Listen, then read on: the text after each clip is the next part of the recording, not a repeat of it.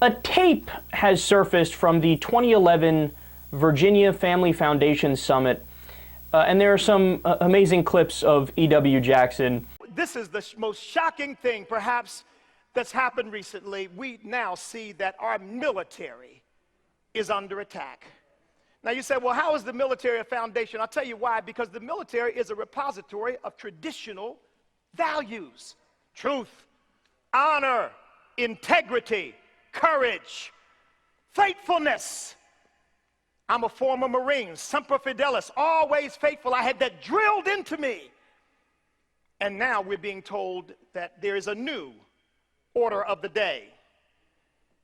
We were told not too long ago that now military chaplains will be allowed to marry same-sex couples. Now, they quickly withdrew that when they realized the hue and cry that it raised up, but this battle is far from over.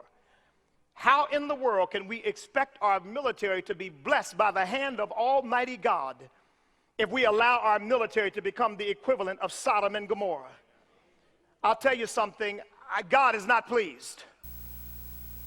God is mad because of gays in the military. Wouldn't he be mad more at killing people in the military? I mean, that's kind of the whole point of the military. They're supposed to, whether you say, hey, they're defending us, or whether you think, well, these wars are unjustified and they killed a lot of civilians, whatever your take on it is, that's irrelevant, right? Bottom line is, that's one of the points of the military. But God's priorities would be to say, no, we don't really care about the killing that you did, but God damn it, Sean and Dave, would you stop rubbing each other down in the shower every night? We can't stand it. God might be a little off his rocker if that's the case. And also, why would God care about specifically gay rights? Because why would he care about what anybody's doing with their naughty parts? But also in just America. I always found that interesting. Because these guys, it shows you how self-centered they are, that they're like, well, of course, if God cares about anything, it's what's going on in my country. Right, or what about, you know, the Kazakhstan military? Does he care about gayness over there too? Or how about in Armenia or Belize, if they have a military? I don't know if they do. How about the Canadian military, all 46 of them? And I think they're all gay, by the way. But what about all that? He doesn't care about any gayness anywhere else, just gayness in the U.S. military. But what we know for sure is he does care about gayness.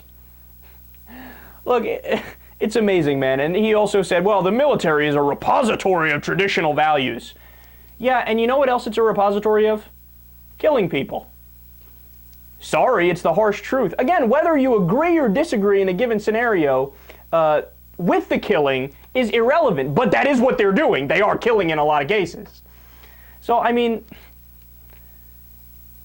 it's so funny that these guys who always claim to be the most moral, right? Because they say, look, we got God on our side, we're representing God, so we are the most moral. It's always that their values are the most fucked up out of everybody's values. Because what do liberals want?